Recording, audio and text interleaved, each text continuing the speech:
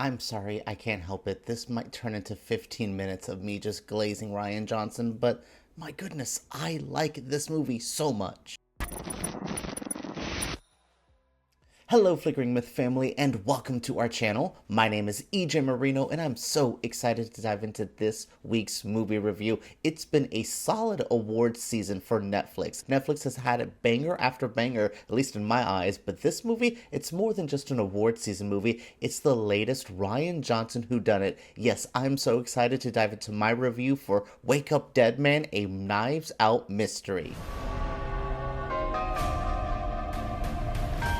When Knives Out dropped a long time ago now, like it truly, I guess that pandemic aged that time a bit more, but when Knives Out dropped, it was truly like a one-of-a-kind movie. It felt so different. Yes, we had Clue, we had the very 70s era of murder mysteries, we had the Kenneth, Branagh, Perot films looming around us. Look, I'm not saying that Rian Johnson invented the whodunit, but the way he was doing it, it was such a throwback. It felt like unlike anything in the movie landscape, and it still doesn't. There still has not been this resurgence of murder mysteries, maybe here and there, but no one has been doing it like Rian Johnson. Then he had Glass Onion, another Knives Out mystery that dropped on Netflix after the massive Netflix deal. They picked up those movies after Knives Out was a big box office contender and said, yeah, you'll never be in the box office really again. We're gonna be Netflix movies now. Glass Onion is a fine film. I quite liked it. I called it a perfect sequel, and it is a great follow-up, even though it did have some flaws to it. Well, Wake Up Dead Man is the latest entry following Glass Onion, following that original Knives Out, and I have to say, this might be my favorite since that first Knives Out,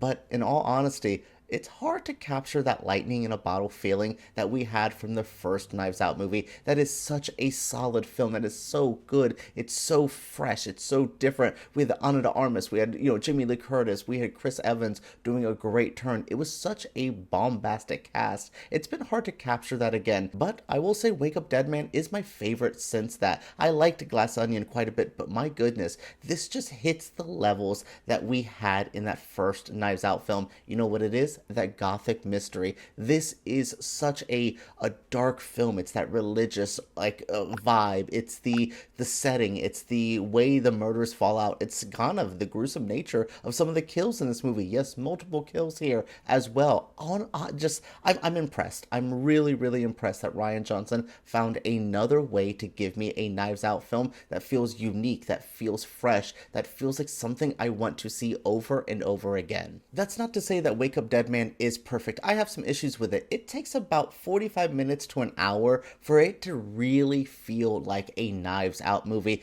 basically until Benoit Blanc becomes a real main character here. That's, I think, the biggest structure change to this film compared to the others, and it takes me a bit to get adjusted. Maybe I will like it more on a rewatch, my second time watching it, but we spend a bit of time in the beginning of this film getting used to the Josh O'Connor character, meeting all of the players that Benoit Blanc will still be working out with later on in the story, with the Glenn Close, with Kerry Washington. There's just, Jeremy Renner's here.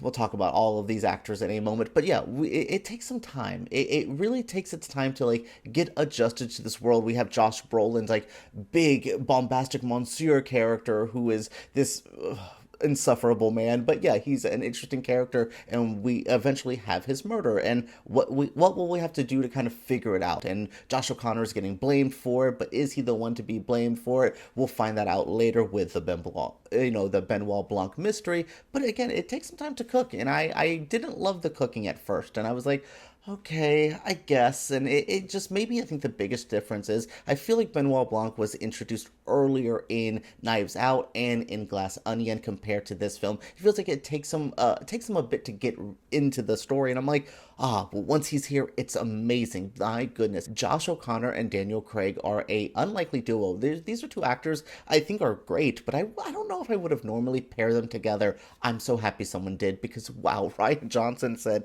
these two together yapping, I can watch these two men just talk this whole damn movie. This is a talky movie. There's good action, there's good kills, there's good, the Benoit Blanc, hello, this is what's happening scene. But my goodness, those two, just Josh O'Connor and Daniel Craig, just going at each other, going, in on each other. We have Mila Kunis kind of adding in a little bit of banter here and there. It's so good. It's so good that it almost frustrates me that I spent a bit of my time being like, oh, what are we doing?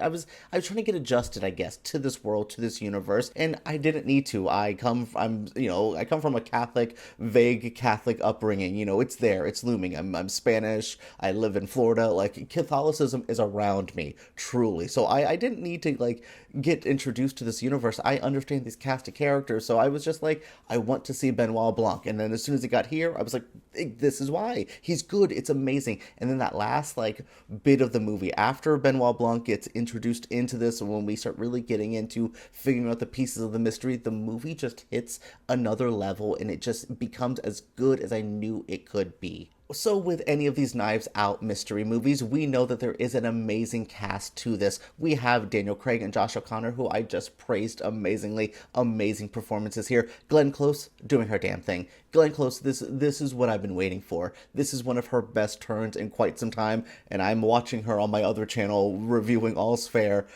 Yikes, she needed this year. She truly did. But then, like I said, Josh Brolin's doing amazing. Jeremy Renner is being Jeremy Renner. I don't like him. He is so boring here. Andrew Scott, underused here. Mila Kunis, underused as well. Kerry Washington, underused. That's, I think, one of my few complaints here compared to, again, the original Knives Out, where I feel like there is some underutilized characters. In that original Knives Out, not a single character there I felt was, overlooked, that didn't get enough fun moments. Like Toni Collette, I remember her moments. Don Johnson, I loved all of them. Jaden Martell, I believe that was the younger guy here. I remember all of those characters having a bit of time to shine. Here, I feel like the supporting cast is a bit undercooked. What was it? Daryl McCormack, I believe his name is. Great, cool, but, I'm like, oh. And then by the time he started getting a bigger part here, I'm like, sure, but you're undercooked supporting cast. My only complaint were like the top build people here, that Glenn Close, that Josh O'Connor, the Daniel Craig, the Brolin, they're doing amazing work. They're getting time to be fleshed out. The whole supporting cast just feels kind of wasted. I even feel like Glass Onion gave that supporting cast a bit more to do. And again, I have some issues with Glass Onion. I think it's great. I think it's a good follow-up, but I'm just like, ooh, oh, okay, here, I have some issues here. Then I get to Wake Up Dead Man. I'm like, oh man, at least Glass Onion gave Kate Hudson stuff to do. At least there was things for Batista to do. You know what I mean? There was more time spent loving and fleshing out all of the characters instead of just giving us really good Josh O'Connor moments. And I'm not trying to complain. Josh O'Connor is amazing. He's becoming that like under 40 actor that I think is one of the most reliable, where the Paul Mescals, the Glenn Powells, they're not really working out for me. Josh O'Connor has never disappointed me. He has been amazing, and he's great here.